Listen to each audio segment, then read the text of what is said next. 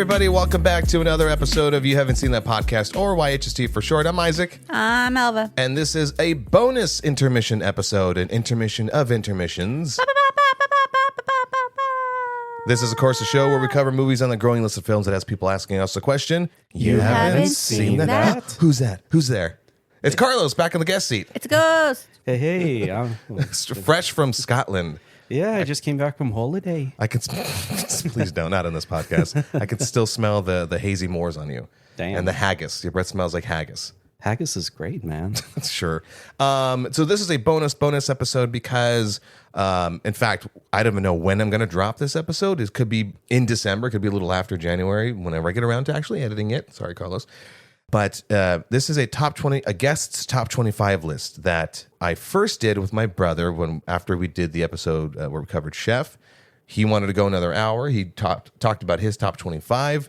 And then after that aired, Carlos, you had messaged me like, oh, it inspired me to come up with my own top 25. And I thought, well, that's pretty cool. Now, at first, I was like, that's pretty cool. But right before that, listener Eric of _ Little Wins Big Spirits, he was like, dude, it'd really be cool if you had people on doing the top 25. And I thought, I'll think about it over. And then you messaged me about your top 25. I go, okay, jump into the fucking guest seat and, have a go at it. Manifest destiny, what can I say? So, while I was out in Scotland, and my downtime in my hotel room was when you dropped that episode with your brother. He had a really good list, by the way. And I was like, you know what? I've been asked what are some of my favorite movies. And, if you know me, I've already mentioned them in the past, but I'm going to be going them over again in my list. But never have I actually formulated it into a list. So I just started listing all my favorite movies.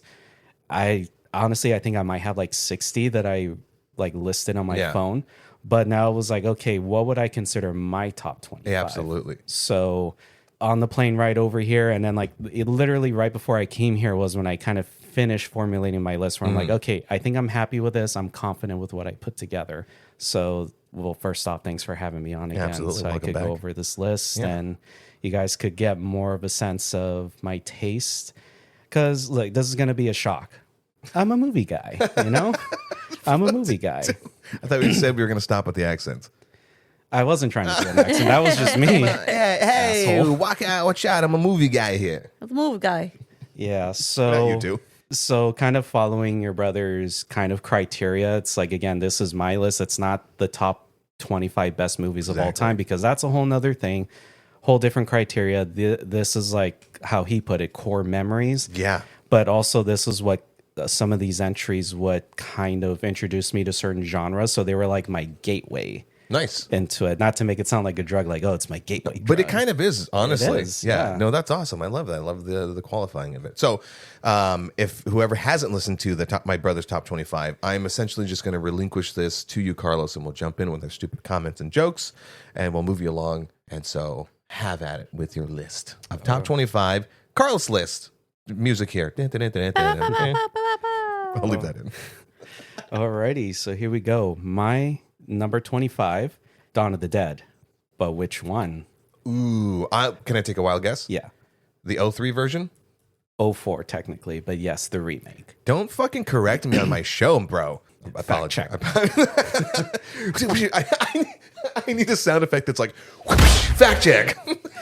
Continue. So this was one of several entries where it was so fucking hard to either pick the remake or the OG. So I saw this movie before I saw the original Dawn of the Dead. Same. So I saw the original one like about a year or so later, which fucking love that movie. It's one of my favorite zombie rewatches. Yeah. Also, the 04 version, pardon me, is like the first time we saw running zombies. Oh, yeah. Because Frightened the shit out of me as a kid. Yeah, because even though technically 28 Days Later came out the year before, they're technically not zombies. I know it's semantics, but it's like they're technically infected. So, but this was like true traditional zombies where, need to shoot them in the head, take out the brain. So I watched this movie with my cousins back when it came out, and it is one of my favorite survival horror movies because this was the first movie where I felt like the characters were truly trapped somewhere and they're just trying to survive, and that kind of helped cultivate my taste in survival horror in general.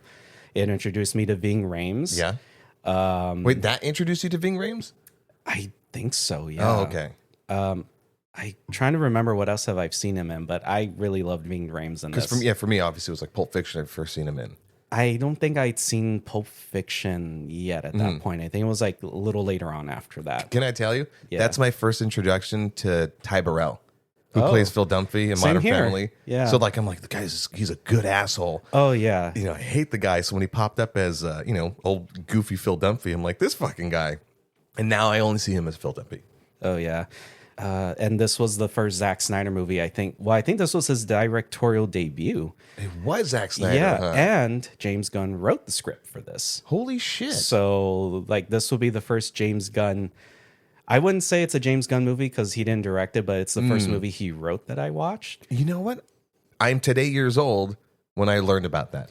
Yeah, so that's cool. I think that's how they. I don't know. That's how they met because I know they're friends in real life. I don't know. Maybe that's how they met, but I think it's pretty cool that this was my introduction to both filmmakers with this movie. But yeah, the original Dawn of the Dead. I mean, again, I have to give credit for it that that had a lot more the deeper messages of consumerism and zombies. This doesn't have that, but it's kind of cool. It does its own thing because again, a remake.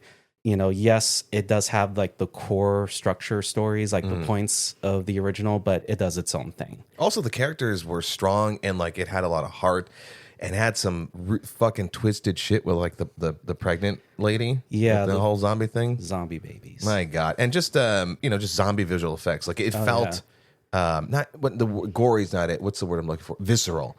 The violence was visceral. That's one of the few times where like, and I could probably rewatch that all the time, and still feel like icky about everything because it feels dirty and has like a lot of handheld camera action or whatever, And Down with the Sickness, like you hear that song played twice. You know who sings that? Who sings it? Richard Cheese, Dick Cheese. Dick Cheese. Nice. But Hey man, I got the soundboard over here. You leave it to me. Sorry, Carlos. Go ahead. No, it's all good. But yeah, it's one of my favorite zombie movies. Yeah. Are there other zombie? No, it's not the only zombie movie on my list. I had to look back to see, like, no, there's another entry, which it's a movie that pays homage to Romero movies, but we'll get to that. Oh, I know soon, what it though. is. Yeah. Yeah. So that's it for my number 25. Next up on the list is one from the Sham Hammer himself, from M. Night Shyamalan Ding Dong, as I sometimes call him. Did you see the sham hammer? The Sham Hammer. Okay, no more alcohol for you. Give me the beer. Sham hammer. And I told you this is what's gonna happen. I'm not opening up that Woodford Reserve. I'm leaving it alone. Signs. Yeah, absolutely. So this, I feel like this was like the last really good M. Night Shyamalan movie that he's Yes. made. Now, to be fair, he did really great with Split. I really love Split with James McAvoy. To be fair, To be fair, But back when he was like on his high streak, when like everybody was so excited to see his movies, Signs for me was like the last great movie that he did. yeah, that's when everyone was riding that. What'd you call it? The sham Hammer. The sham hammer. Yes, I agree. But this was, I remember seeing this in theaters, and this terrified the hell out of me because, like, towards the can we talk about spoilers? Because I also don't want to spoil stuff. Come on. Yeah. I mean, you guys could tell me if you've seen any of, like, if there's something you haven't seen. Yeah. I don't. So far, I'm good. I've seen it. The only spoiler that I wish I didn't spoil for myself was the ending of The Mist. That's the only one, really. Well, that's a discussion for Yeah. another time. We're going to watch that one. It's fine. But like, dude, like just the buildup when you don't see the aliens and it's this family out in this rural area and that they have like the cornfield, stock field. And you're kind of wondering, like, are they being watched? But of course they're being watched. So like the intense scenes where Mel Gibson goes out to the crop signs at night and he's trying to like still thinking that it's just like pranksters, Right. like regular people. He's like, you're not going to get famous. And then when he walks back and then he hears like the clicking alien talk and then he drops his lamp. And then when he turns it on, you just see the leg Yeah. peeking through. And I'm like, dude, that gave me like fucking chills. Absolutely. And there's also like the videotape scene where That Just still walks gets by? me. I remember that, Yeah. not to reuse this word, but now that I remembered it again, that visceral feeling of like fear, because you're watching that with Joaquin Phoenix and the intensity of what's going to happen, when's going to happen, but that reveal of them being able to camouflage, and just Yeah. like that's kind of reminiscent of like the Sasquatch videos, the way they like walks across. Today's, and the kids freaking out. Today's word of the episode is visceral. Visceral. And he Brought to you chimes. by Elva. By me. I'm the one. Well, she declared it, so It's she my word of claimed the it. episode. I feel very visceral about you guys making fun of me. Move on. And then like the third act, when it's the actual invasion, when the family's all boarded up, and you just kind of hear the footsteps of the aliens walking on the porch, like right outside, and you just see like their shadows, like through the cracks of the window from like the boards that they use. That was like so intense, and like that was the movie that made me like really legit afraid of alien invasions. Right? All other alien invasion movies I've seen, action packed, Yeah. or they're like the peaceful aliens, like from Close Encounters. But this was like, for me, because I was like 12 when this movie came out, where I'm like, dude, like, what if they like break in while I'm asleep? Like that was my legit fear at the time. And This is like at the tail end too of like America's craze about crop circles and aliens. Yeah. By the way, you're excited for 2026 Steven Spielberg's UFO movie? oh yeah, Just because but of Spielberg. it's I mean, it's Spielberg. That's come people on. calling it like his UFO movie. I go, okay. I mean, It's like, well, he's already done alien movies, Yeah. so but I guess we'll It's see what's Spielberg. different. But turns out it sucks. and then of course, I think it was a bit of foreshadowing with Mel Gibson when he runs out of the house. He's like, "Oh, I'm insane with anger." I'm like, was he trying to tell us something? So might I just add, was he trying to tell us something about himself? Little Easter eggs around. Real life Easter eggs. Mel, the line was, "Hey, who's there?" I was like, oh, was that on camera? Because I was just being me. Real angry. Cut out all the anti-Semitic remarks. Continue. But yeah, Signs. It's the movie good that one. made me afraid of alien invasions, like literally at your doorstep. So I will. My last comment about that movie is like the only thing for me that didn't work was computer animated alien at the very end, the full reveal. yeah, I think I would have loved somebody like Doug Jones in a suit or something. yeah. Just a little trivia fact. When they were doing that scene with the birthday where like the alien like walks across. The original figure they used was like a more elegant kind of like thin alien that would like walk gracefully, but they're like, like M. Night felt like it wasn't threatening enough. Yeah. So that's why they went with the one where it looks like he's like creeping and he's like crouched. Children. So just wanted to throw that out. I love it. there. That's great. But yeah, that's science for you. So number 23 is John Carpenter's original Halloween movie. Yeah. Okay. So I'd always see the VHS cover at my house because, of course, my sisters had like some horror movies. I wasn't yet ready to delve into horror movies, so I'd always see the original cover where it's like the jack-o'-lantern, Yeah. the Jack in the Lantern. the jack-o'-lantern, Continue. and it's like the knife with like the hand that's supposed to be kind of like the shape of like the jack-o'-lantern. Yeah. You're gonna do. It I can't again. even like say jack-o'-lantern. Jack I'm sorry, the O'Lantern. alcohol. But yeah, I mean, what could really be what could I really add to this? I mean, it really kind of helped spark like the slasher genre. Yeah, It introduced Scream us, it introduced us to Jamie Lee Curtis, Academy Award winning actress Jamie Oh, Lee yes. Curtis. And even just that iconic theme song, like you don't even have to watch Halloween, like you just recognize it. And then it hits. Yeah. So, and again, kind of crazy that mask is a William Shatner mask, right? I still love that little fun fact. It pops up yeah. every now and again. And here's another little fact. I actually met Nick Castle, who played Michael Myers. No shit. In suit, in the costume. yeah. So I met him at Monster Palooza last year. And I didn't know that he had actually wrote and directed Major Pain. I don't know if you... Did he really? Yeah. You know that movie, Major Pain? With One of the Wayans brothers. Damon Wayans, right? I think so. I think we might have watched it when we still live in Pico. Major Pain. That's hilarious. Yeah, so I didn't. Really? I only ended up learning that because at his table there was like a banner that showed what are the other projects that these actors have done, Yeah. and I saw Major Pain on there. I'm like, was he in that movie? So I looked it up on my phone like 2 minutes before I actually was up to do the meet and greet. I was like, holy fuck, he actually did Major Pain. I think that's what I love about movies just in general, where, if it isn't like this, like the obvious director or writer or stuff, there's a lot of people that their names don't go recognized. Yeah. Because a lot of times because it's like led by like a major whatever celebrity or actor or comedian.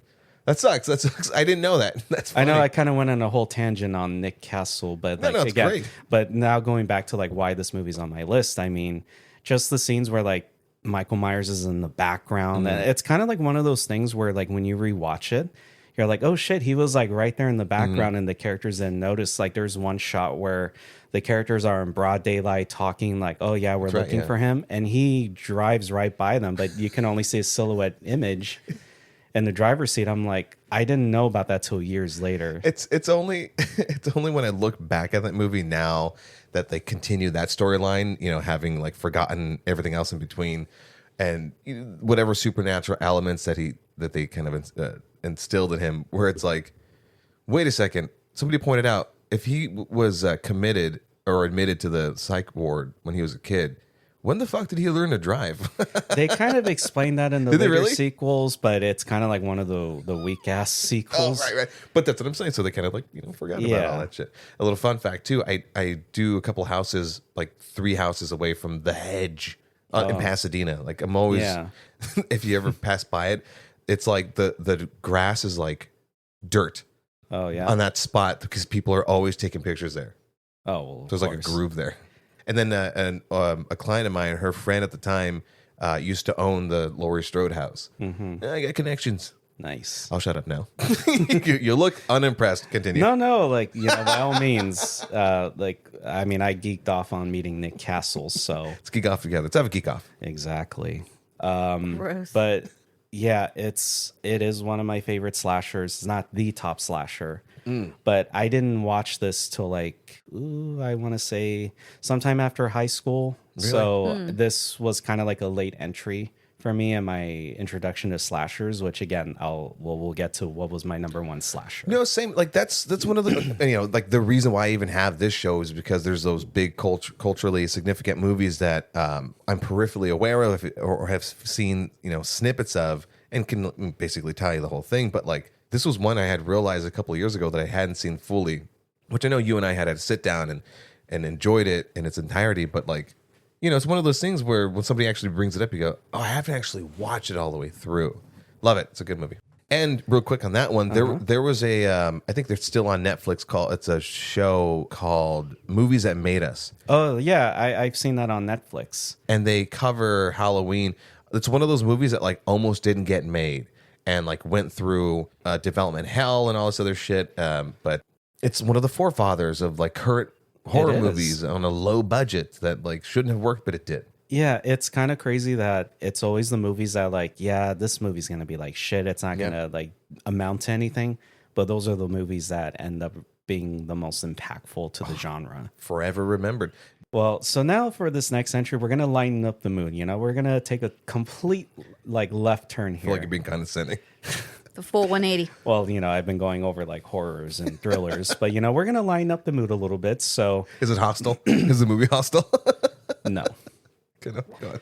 But my next one, number 22 on my list, is a teen film from the 90s, none other than 10 Things I Hate About You. Yes. Wow. Now she chimes up. Okay, so someone's a fan. Yeah, no, I like that movie. I can't remember a lot of it. Okay, so you've at least seen it, though, at least. So, yeah, I mean, 10 Things I Hate About You. I remember watching this with my sisters. It's the Heath Ledger. That's why. Heath Ledger. Yes, I think that It was a JGL for me. And Joseph Gordon-Levitt. Yeah. So that movie was what introduced me to Joseph Gordon-Levitt, Heath Ledger, which the fact they let him keep his Australian accent in that movie. Did they really? Yeah. Yeah. And that kind of added mystique to his character, and he addresses it. Somebody asked him, Julia Stiles asked him in the movie, oh, what's with the accent? Is it real? He's like, yeah, I lived in Australia till I was 10. He didn't actually, well, that's just my poor attempt at an God, that was when America was really crushing on Julia Stiles for a while. Julia Stiles. Yeah. In the 80s. But yeah, I mean, this, and can I say, like, when I saw this, I was so expecting all, like, the high school I'd eventually attend to, which was Cal High, for anyone that knows where Cal High is. What kind of fancy ass high school was that? I mean, like, looking back, like, how it's tall, like, I don't know, multi-story, it's like a big multi-story building. It's on the top of a hill. I think it was an actual high school, but I was so disappointed when I got to high school. I'm like, okay, it's not like 10 Things I Hate About You. It's Stadium High School in Tacoma, Washington. Wow, that is a beautiful high school. Right? Dear God. So You know what? I bet they chose it because it's an adaptation of Taming of the Shrew. yeah. So it kind of helps it feel sort of Shakespearean. It looks like a boarding school. Yeah. I like it. Nice. Wow, that was a twist. Right? Yeah. Right? Right? You're so pleased with yourself. Right? Right? I told you. Fucking great, right? Like, I freaking told you guys. Ye have faith in me.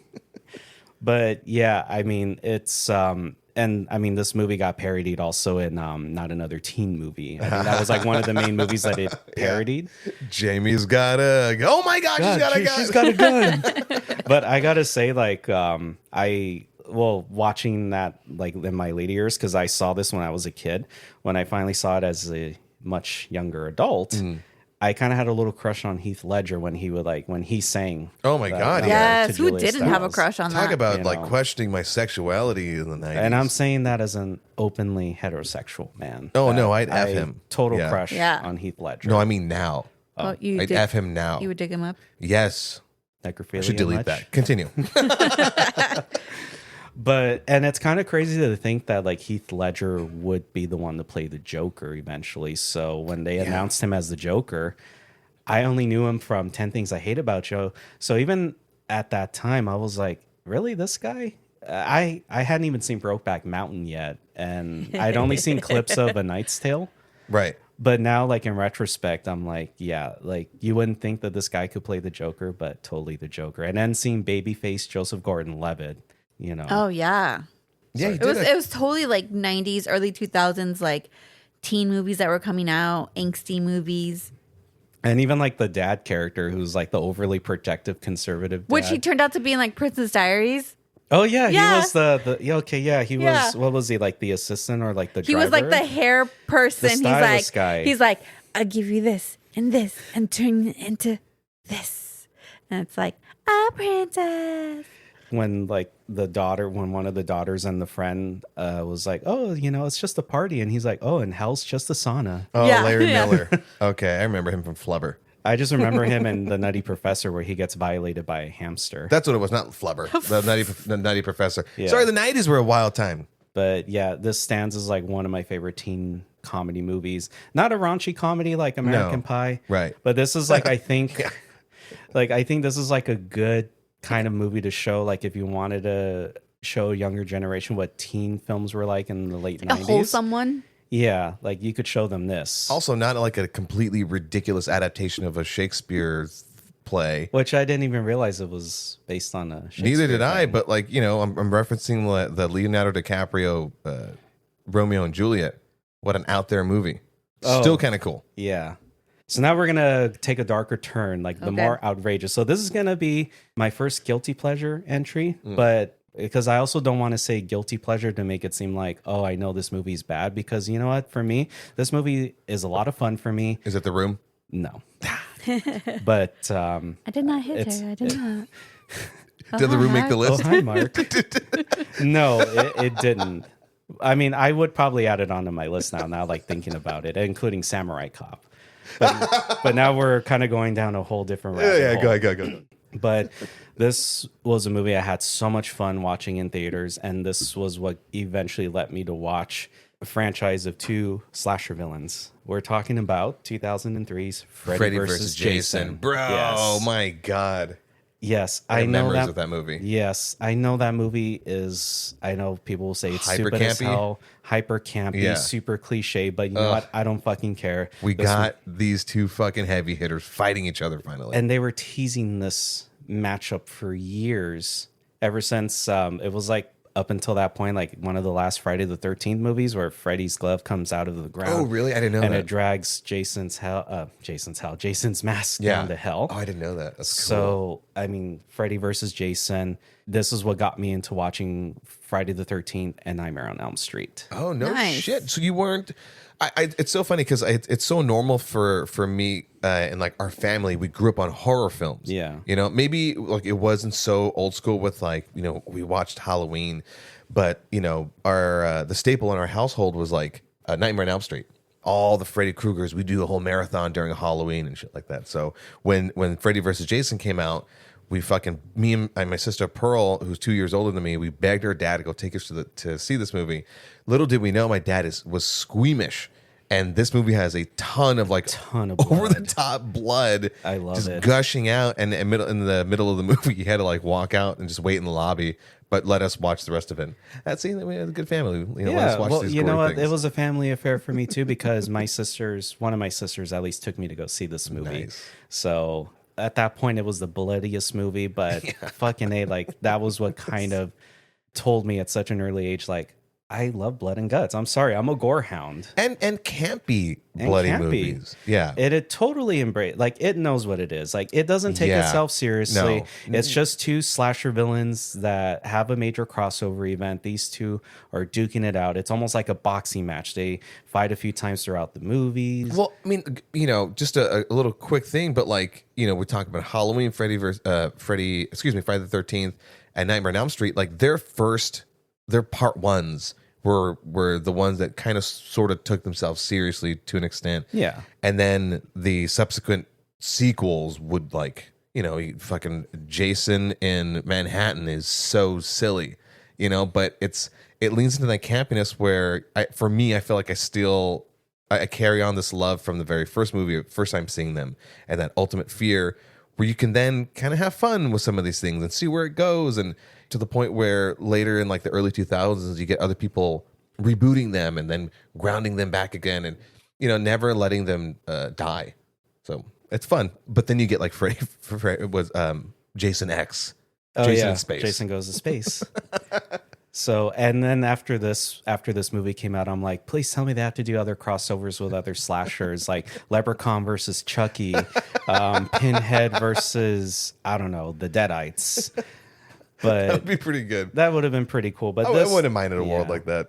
But this is like a fun, entertaining Yeah. story wise. What fucking story is Yeah. there? It's just these two guys killing all these teens, slashing at each other. What more can you ask for? Guilty Pleasure is a perfect qualifier. Then, Exactly. So enough said. Yeah. So now moving on to my next entry is a movie that you guys talked about on a prior episode on a full breakdown. And I'm referring to The Silence of the Lambs. Yeah, that was our third breakdown. I just want to say I fucking love that episode of your guys' breakdown. Thank you. I saw this like right out of high school and I'm like, okay, this is Hannibal Lecter. Like I was already familiar with the name, but now I could see like why is such an iconic character.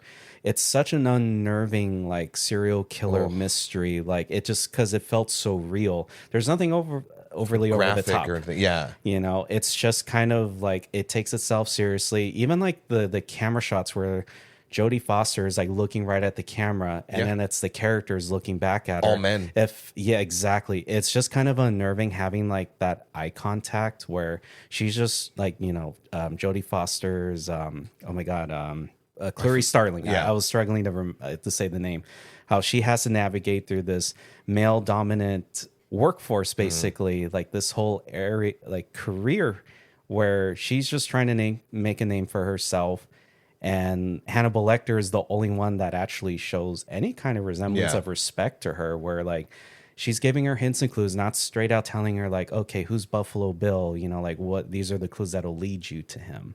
See, it's that movie that I try to cite to people where people talk about like contemporary movies and they go, I don't know, they're trying to have a fucking message or whatever. I go, yeah, movies have always been trying to do that. There are like your what do they call like the trauma movies, right? The Toxic Avenger or whatever. And then you have your B horror films.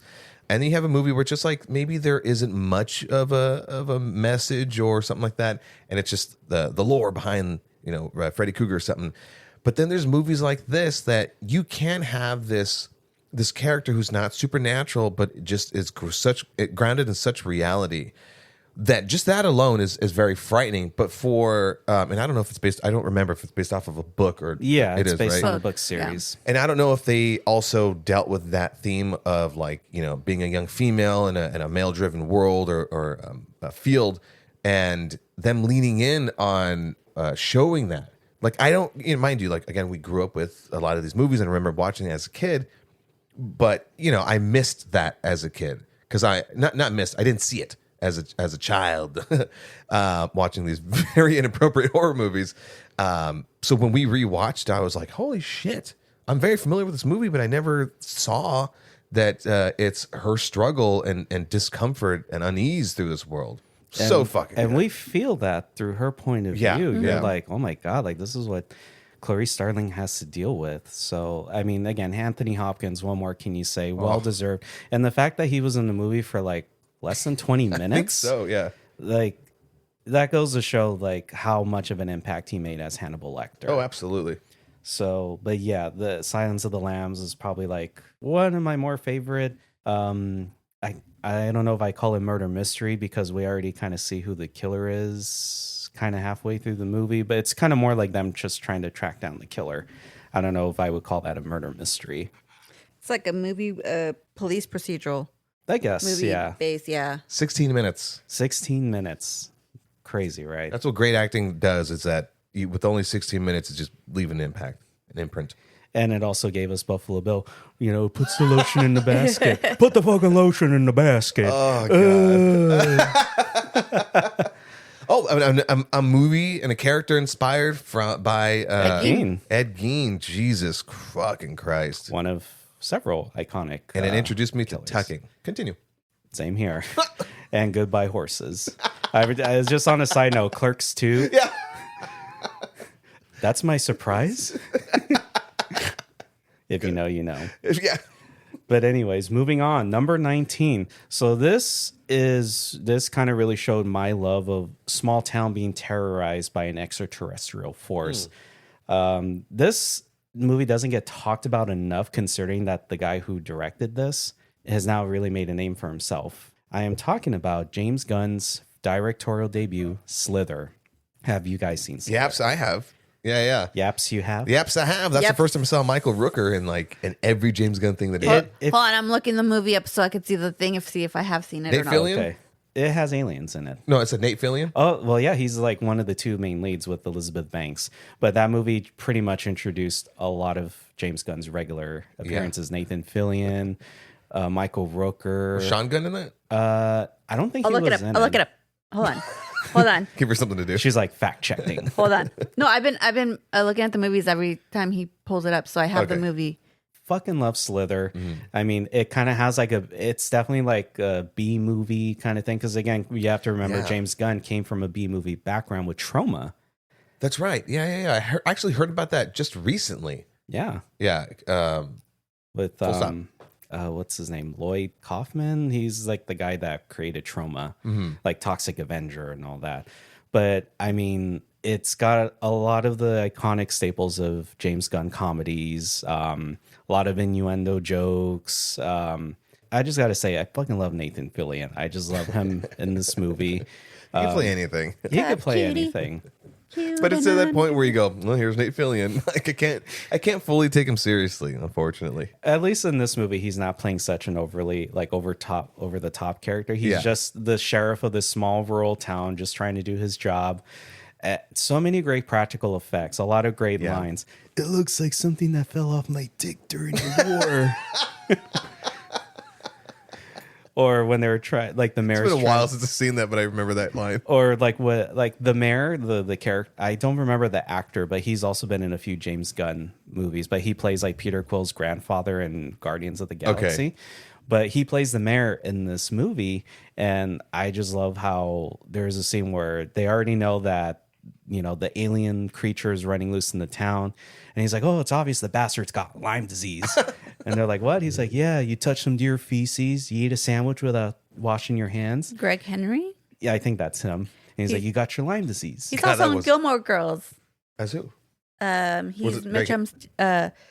He's Mitchum. Was it Logan's dad? Oh yeah. I remember his fucking face.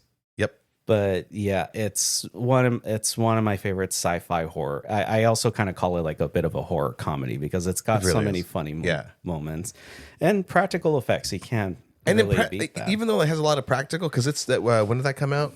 I think it was like 2007, give or take, or 2006. 6. It's still around the time where, like, you know, CG is not perfect, but it looked good, and I think it still holds up in this film. He used it fairly well with like the slug creatures. Yeah, you know? but it's like during that time where not everything was CG replaced, and it was still a lot of practical effects, because it's now like it's practical stuff is phased out completely, unfortunately. And this movie's almost 20 years old now. Fucking crazy. So You didn't use Sean Gunn. Oh, okay. Okay, so that was the one movie without Sean Gunn. Okay, so my next entry is first superhero movie on the list, Avengers Infinity War. Your brother mentioned like Endgame being on his list. Now, yes, Endgame, of course, made me cry at the end. I mean, who didn't? And then just seeing that moment with all the heroes united on screen. That's where I mentioned that I watched it for the 3 times, and the third time I cried fucking super hard. Now, the reason why I put this on my list was because, yes, as much as Endgame had like a great finale, who could like this was truly like a moment in cinematic history. I'm saying this as a total nerd. No, where absolutely. The snap. I mean, I gotta tell you, like, never have I been in a movie where the movie ends and it's dead silent. Nobody's applauding, because I've seen every Avenger movie in theaters. Everyone applauds at the end, but this is the one movie where you're just in complete shock. Yeah, I mean, where the good guys didn't win finally. No, this was one where the bad guy won. So I won't delve too much into Infinity War, but this was like my favorite Avengers movie just because of that shocking snap moment at the end. Oh, snap. And then my next one, Interstellar, which is This is number number what? 17. Okay. This is by Christopher Nolan. I think by far Interstellar is his most, for me, the most emotionally impactful movie, where you kind of have the relationship of Matthew McConaughey's character with his daughter, who he's off, off in space. Just gallivanting in space. And back on Earth, she's just growing up, and he's like missing out like his kids' lives. Interstellar was, I remember seeing this in theaters, and when it's the scene where Matthew McConaughey is watching all those messages from home, and I know like his facial reaction has become a bit of a meme, but I think for me is Matthew McConaughey's best acting, where it's a scene where he's not even saying anything. It's just his reaction, where in a span of like 5 minutes, he saw that he became a grandfather through one of his kids. His father-in-law died. His grandson died.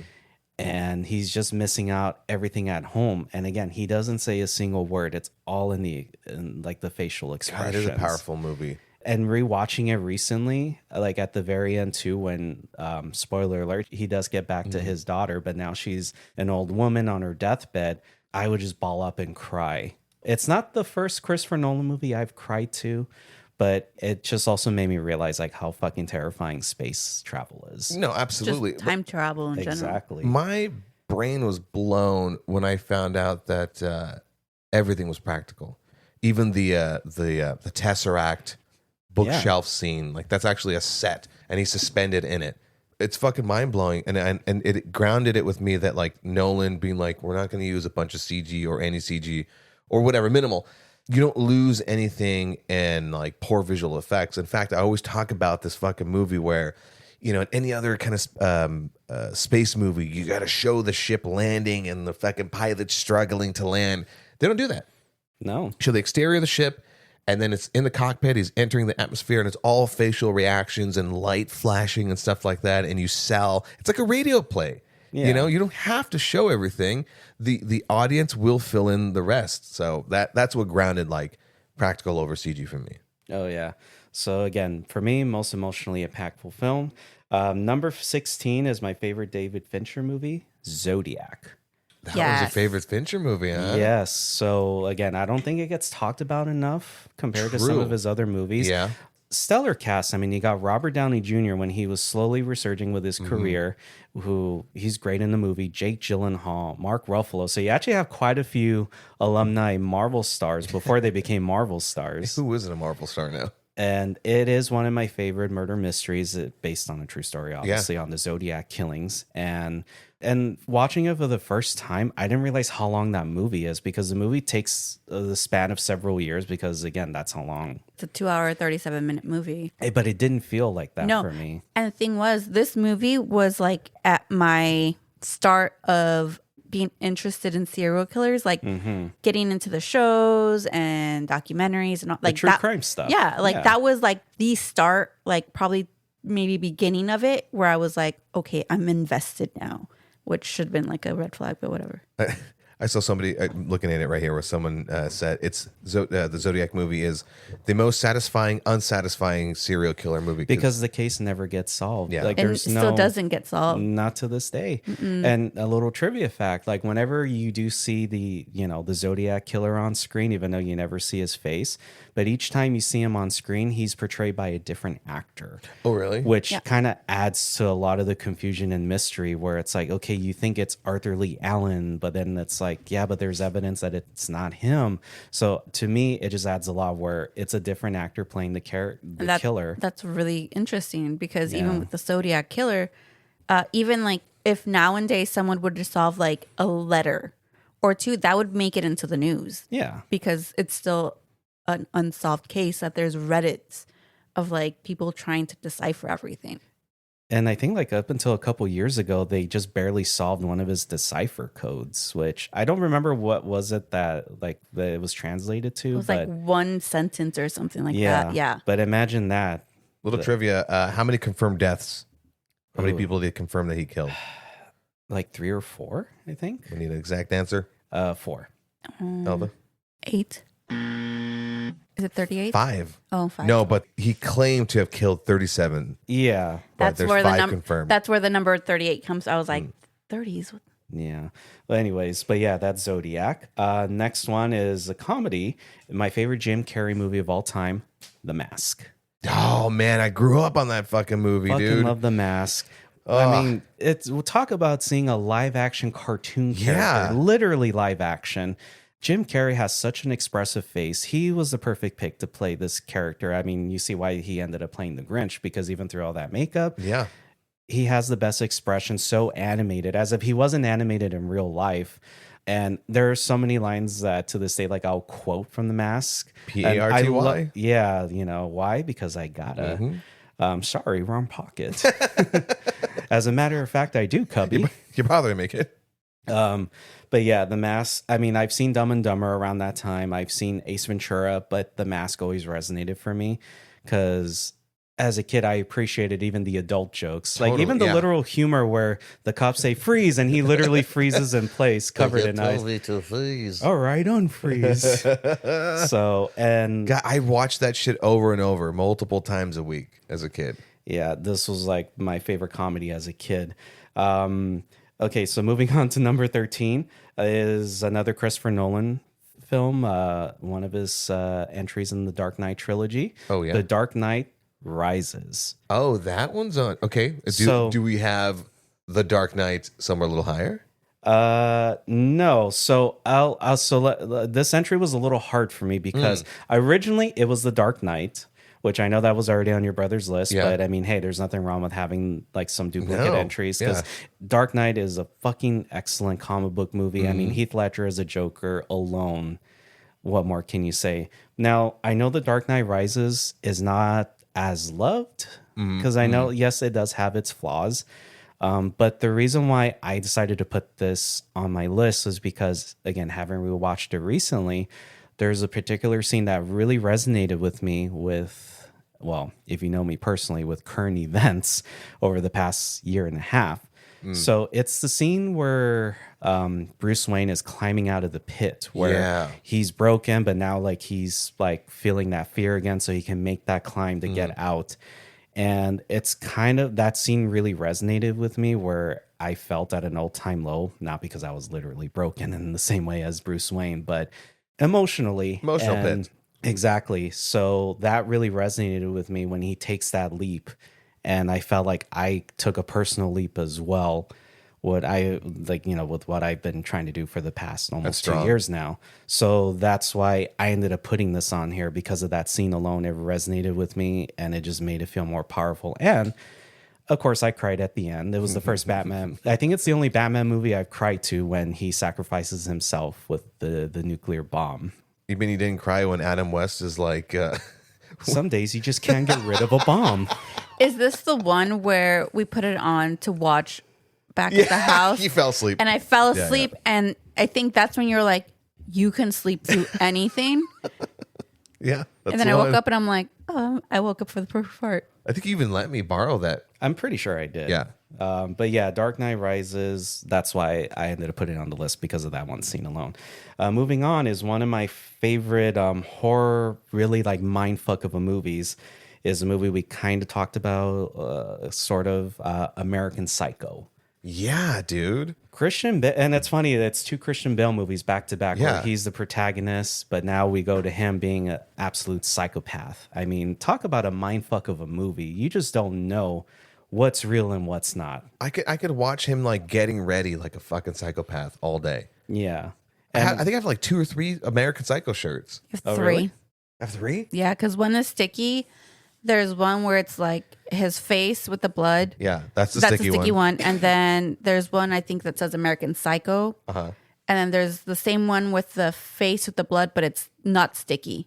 Because you're like, I really don't like know where this that third shirt. one is. Yeah. Oh. But you guys actually heard me quote this movie. I think like the first time I came over to your place for like the first podcast recording. Uh-huh. Hey, give me a break. I'm a child of divorce. He says that in the movie, and I kind of use that as an excuse. Everything is so intense in that where they're showing off each other's cards. Oh my Yeah, God, it's called that is bone. That's yeah. That's I can't remember the exact line with. I love how many times it's bone. been parodied by other people. Oh my God, it even has a watermark. I mean, so many God damn quotable it. lines. It's if you want to see Christian Bale play a complete psychopath, and it's a mindfuck of a movie, check out American Do yourself Psycho. a favor. Yeah, don't watch American Psycho 2 with Mila Kunis. Moving on, number 11 is the cool superhero movie from the late 90s, and we're talking about Blade, the first Blade movie. Fucking love Blade. I mean, this was at a time when superhero movies were a bit of an all-time low in quality because of Batman and Robin. And then here comes Marvel with a cool-ass superhero with like very cool, like dressing all black, man of few words, but with a lot of cool one-liners. And it's a bit of a horror movie with the vampire angle. I mean, also Wesley Snipes at his fucking peak. Dude. oh yeah, totally. Before he went crazy with his taxes and saying, as one does. Yeah. I almost put Blade 2 on here, but just looking back at Blade 1, just the introduction of Wesley Snipes as Blade. I mean, it's got a killer soundtrack, like that opening scene where it's like the rave and it's like that techno music. Dude, how excited were you in Deadpool Wolverine to get to see him play? I fucking lost my shit. It was like the one cameo I was least expecting. When he came on screen, I literally said, holy shit. I mean, I wasn't the only one. There were other people that had like a strong reaction, but I was like, holy shit, it's Wesley Snipes. No, that's valid because when we went to go see it, we were San Diego Comic-Con. Yeah. And I think everyone said something. Great Gasp fucking crowd. or something, yeah. Great crowd yeah. to see something like that with. And it still stands. I mean, again, I really hope Marvel Studios gets their shit together and do the new Blade movie, because at this point, it is going to be how he said it in Deadpool and Wolverine. There's only been one Blade. Yep. There's only ever going to be one Blade. Did you watch Marvel Zombies? I haven't seen it yet. I thought it was actually Mahershala Ali voicing the Blade, an iteration of the Blade. It's very fascinating, but it's not. But you get to kind of see what that might have been like in that universe. I don't mind it. It's different, but I don't mind it. Yeah. I'll definitely check it out, because I know he's like I guess he's also like another character kind of mixed together. I don't want to like spoil it. I don't want to for you. spoil it either, but I just want to spoil it for you. Yeah. But and have you heard about that the alternate ending which one? with Morbius? Oh, I think I may have heard about it. Yeah, like they really were going to have that expanded universe. Yeah, well, maybe it was for the best that Jared Leto just stays out of it. Moving on. Okay, so this will not be a surprise entry, because this is where we actually start to see what's literally marked on my left arm with my pop culture references. It's Sailor Moon. No. Oh no, wait, hold Close. on. Wait. Godzilla? No. No. Is it Matilda? Yet. No. Oh wait. Jurassic Park. No. Oh wait, what the fuck else do you have in your arm? Resident Evil. Ooh. The first Resident Evil movie from 2002. I'm all looking at his arm. I'm like, hold on. I can't see. Oh, there it is. There it is. Yeah, that's okay. why. Yeah. And my ditch area, which fucking hurt, by the way. But I digress. So yes, the first Resident Evil movie. Now, why would I rank this so high above some of these other movies? So again, part of my criteria on this list was there's some of these movies that I just watched at the right time. Mm-hmm. This is what it literally opened the floodgates for me for Resident Evil as a whole. Huh. This was actually, I think, the first zombie movie I ever saw in theaters. Before 28 Days Later, before Dawn of the Dead.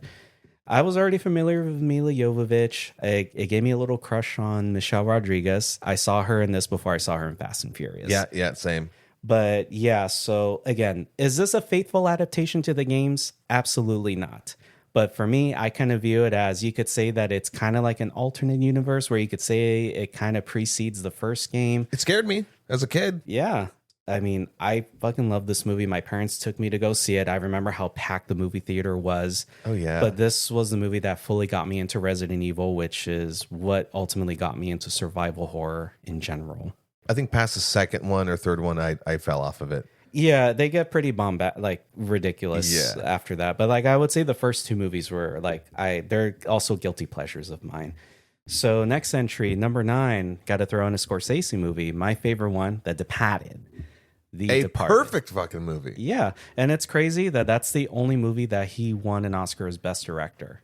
That's a shame. And I imagine he's nominated in a lot of stuff. He's been nominated for Raging Bull. I can't remember, Casino or Goodfellas, one of the two, the Aviator Gangs in New York. But The Departed was the only one he won an Oscar for. This is the movie that introduced me to Boston accents. And That's a movie I could blame. The Departed. The Departed. And I gotta say, fucking love Mark Wahlberg in this movie. He's such a shit talker. He was my favorite character in the movie. Is that where the line, say hi to your mother for me? Is that where that comes from? No. Oh, damn it. I think that was just like a caricature impression that I guess people just made fun of. But yeah, gotta throw in Scorsese. It's my favorite cat and mouse kind of police thriller.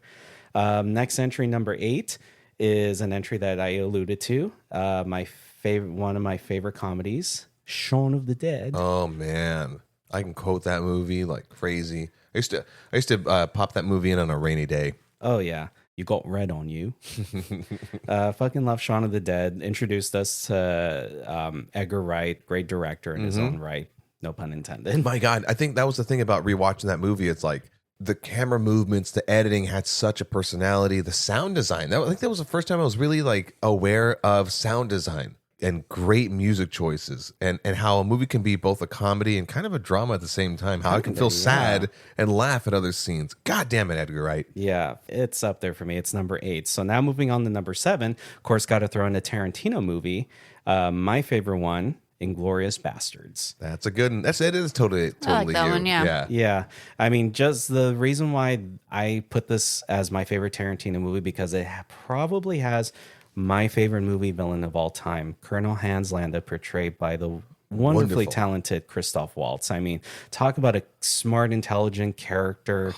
You just find him so charming. You're just attracted to the way he speaks, but then you're like, no, wait a second, he's a Nazi. Yeah. You're supposed to not you can't like this guy. Well, not only that, but he's so scary, and he's playing with his food in those scenes. That first opening scene. Oh yeah, amazing. With the dairy farmer. I mean, the scariest villains are the ones that never raise their voice, and they drink keep milk. Cool, and they drink milk.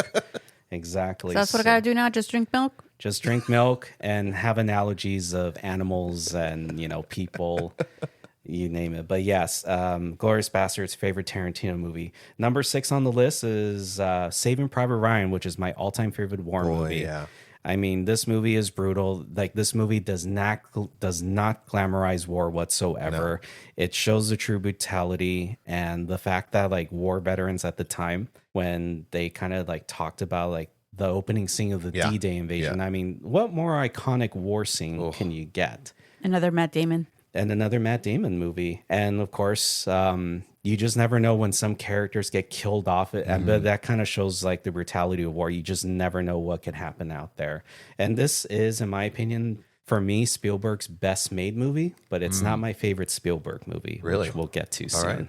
This is number what again? This is number 6. So now we're entering the top 5. right. So I'll try to get through these real quick.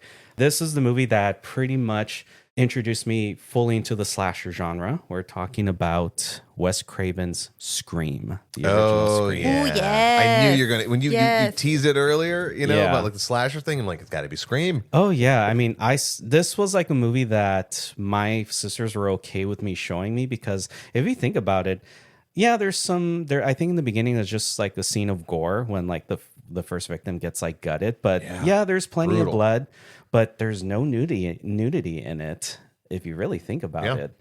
But I mean, Simulated sex, but exactly. no nudity. But talk about meta, like a meta movie where these characters know they're in a horror movie. What was it? Jamie Kennedy's like whole spiel, like, there are certain rules that one must abide by in order to successfully survive a horror film. So this is what really educated me as a youngster to the slasher genre. So this was the first horror movie I saw to completion at home. And he also got Neve Campbell's like stupid run. Yeah. Yeah. Which even like Scary Movie parodied that with Anna Faris. Dear God. But yeah, I mean, and then, Sydney Campbell's one of my favorite final girls. And yeah, so Scream is my all-time favorite slasher. And you got Billy and Stewart. I love them. Oh yeah. Oh, yeah, the best fucking villain. Yeah. One of the best villains. The duo. Oh yeah, and they're totally in love with each other. Oh, yeah. Everybody knows Yeah. this by now.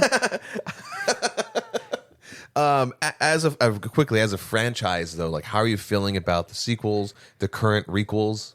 I'm liking it. I'll admit that yes, I'm sad that like we're not getting Melissa Barrera back. Yeah. I know. I mean, that's a whole nother thing. Like that's a whole. Did you thing in hear itself. what her continued story was going to be? No, I did not actually. They were going to lean into her hearing, kind of going nuts, talking to her dead dad, and then eventually becoming Ghostface. Well, they kind of hinted at that when they introduced her in the 5th movie, which was the requel entry of the series. So Interesting. yeah. Because that would have made sense with her finding Matthew Lillard, going after finding Stewart. That way it would have been a good introduction of like maybe him guiding her or something. That'd be pretty interesting. But on a side note, before we move on to the next entry, I actually met her at Monster Palooza as well, Melissa Barrera. Absolutely lovely person. Yeah. Again, it sucks that she's not in it, but it is what it is. I'm looking forward to the next movie, which hard to believe we're at number 7, but we could say that with any other horror franchise. But yeah, Scream is my all-time favorite slasher. Moving on to number 4. Again, if you know me, I'm a huge kaiju fan, so of course I had to throw in a Godzilla entry. Yeah. Now, this Which entry. one? Oh, so here's the thing. This was the hardest one for me to put on the Which list. one, Carlos? The Return of Godzilla from 1984. Okay, so little context. Yeah. I'll try to condense this as much as I can. The whole franchise as a whole, from the Japanese-made movies, have kind of gone through like 4 to 5 reboots. So you have the original 1954 movie, and then it had its sequels through the 70s. They took a hiatus, and then they rebooted the series with this one, The Return of Godzilla, on the 30-year anniversary, where it acted as a direct sequel to the original film, ignoring all previous entries. This was the movie that, even though I'd seen other Godzilla movies beforehand, this was the movie that, as a kid, made me terrified of Godzilla. Because up until then, he was like a child-friendly protector of Japan. But no, this one, they returned to the more antagonistic roots where he's a force of nature. Like you do see civilians get like killed on a massive scale. Is it brutal? Well, like it's not like overly gory or anything Yeah. like that, but it's just kind of like you just see the mass casualties, like how knocking down all these buildings. There's a whole highway that like he blows up that has like cars full of people, incinerates the military with his atomic breath. Oh, yeah. I remember this movie because my dad he rented it and I sat there and I watched it. I was like, this is nice. Yeah. Destruction. So again, this was such a hard entry to pick, but this is my favorite one because this really displayed Godzilla in a more modern setting, at least at the time when I watched it, where I was legit terrified of him. And again, I'm a huge kaiju fan, and to this day, like anything kaiju related, I'll watch. I almost put Godzilla -1 on here because it has the best human story. Yeah. But I had to, again, go with nostalgia. Like, this is the movie that really made an impression on me. Quick trivia: how many Godzilla movies are there? Are we talking All. like, all of them? I want to say about 48. 38. Okay. You're off by 10. So now my 38 comes into play. Okay, you got me there. But yeah, Godzilla fan through and through. It's on my top 3. Okay, so now we're on to the last 2. Number 3 is this is a core memory movie for me, where every time we popped in this movie on the VHS tape, it was like our family time. Every time we watched it, it was just like we were watching it for the first time, laughing at all the funny moments, being like thrilled in suspense with like the more horror aspects of it.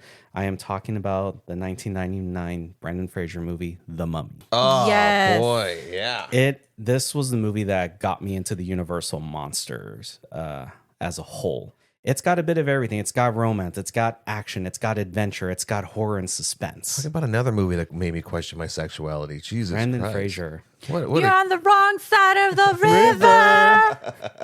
I always, every time I talk to a client about like what's the worst thing you've seen, and I describe this one house that had like terrible amount of roaches, I go, "You ever seen The Mummy?" They go, yeah, of course. I go, "You know the scene with the scarabs and just a carpet of them?" That is what that was like. And dude, the fact that they're bringing back Brendan Fraser and Rachel Weisz man. for another Mummy movie, I can't handle it, man. I can't handle That it either. this movie made me go deep spiral into like Egyptian culture, mummies, and all this Really? stuff. Like, yeah. That movie was it was starting like the end of an era of movie magic. Like that was like it was in the pinnacle of movie magic, where you'd had obviously practical, but like almost perfecting the art form of like CG and really giving a fuck about it. It also was around the time that like King Tut was touring the world or something. Oh. Yeah, I got to see that. Nice. Yeah. Jealous. But yeah, like this was like I think all of us have like every family has like the one movie that like brings us all together. Yeah. For us, at least for me, I felt like it was The Mummy. That's number 2? That's number 3 actually. Okay. So yeah, that's The Mummy. So now number 2 is a movie that brought us together. Well, at least it's part of the franchise that brought us together initially as friends. Brokeback Mountain, How'd you guess? I didn't even know it was a franchise. because I'm involved in this. Yeah. I am talking about Ridley Scott's Alien, the original Alien. Alien. The Alien. I'm HR Giga and I designed the Alien. So again, like if you remember from for those listening with my first recording with you guys, Prometheus was what brought us together, which I know people argue like, is it an alien movie? I consider part of it as like on the side, but you know Dude, but I like Prometheus. I love any movie that like its initial movie was just a straight out horror film and it's interesting, but to be able to influence somebody to want to make another film in this franchise to expand on it, and create lore and backstory, even if it isn't a perfect movie, maybe it isn't what like you could maybe possibly have it under an alien movie when it's like a different genre. It's still a fascinating fucking movie. Yeah, and again with Alien being the first horror movie I saw in theaters, gave me a sense of claustrophobia, even though I'm not a claustrophobic person. You guys heard me say this. And the fact that like, this sense of like the future where it's not like everything's like crisp clean, everyone's all sophisticated. These are working class people that are literally space truckers just taking a haul from one planet back to Earth. They're just doing their job. They're just working class people. They decide to go investigate a planet with a mysterious signal. And what happens? Hell ensues with the alien coming on board. And, I mean, dude, Sigourney Weaver. Sigourney Weaver, what can I say, is one of my favorite all time. Well, Ellen Ripley is probably one of my all time favorite like heroines. So yeah, that's the Alien. And now we reach to my number 1 top favorite movie of all time. You know what this entry is? It is none other than Steven Spielberg's Jurassic Park. Oh man! If YouTube wasn't going to take down the thing out, there you go.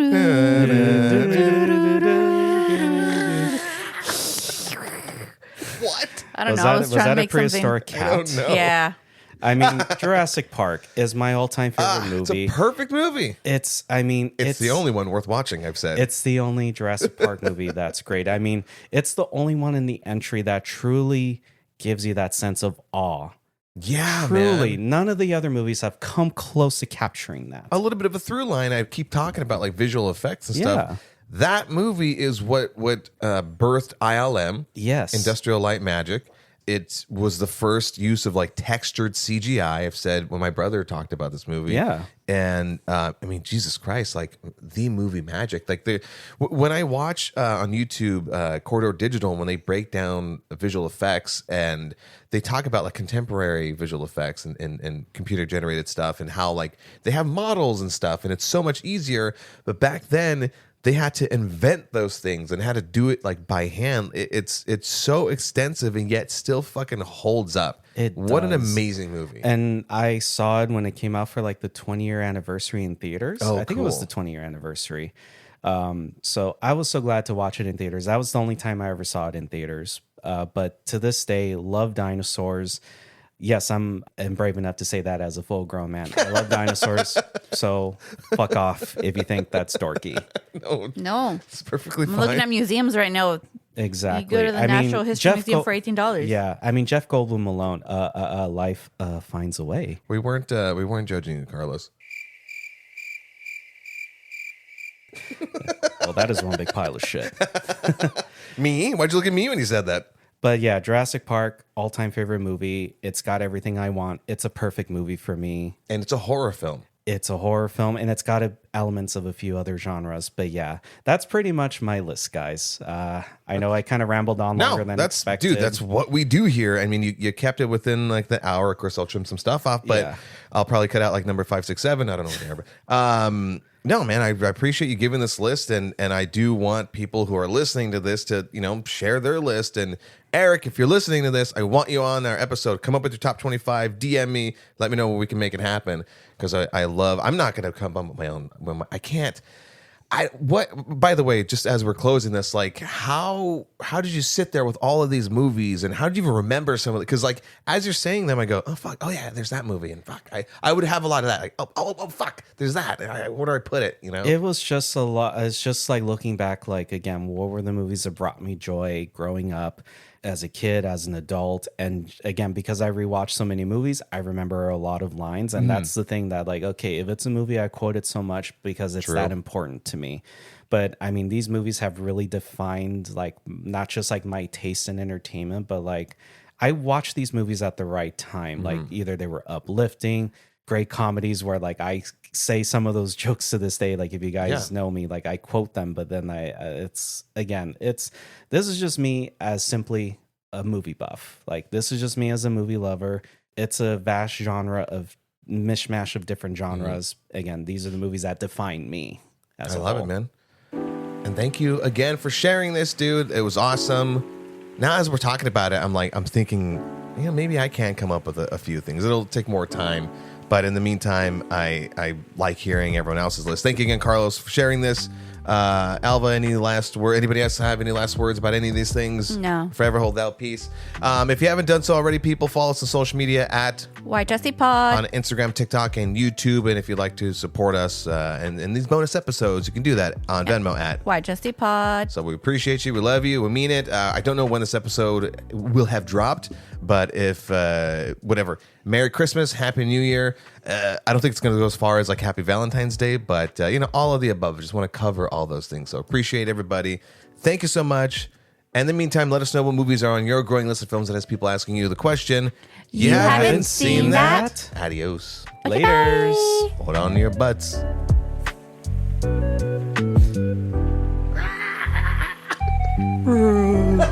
That's more like Chewbacca. Ah. Cut her, Mike.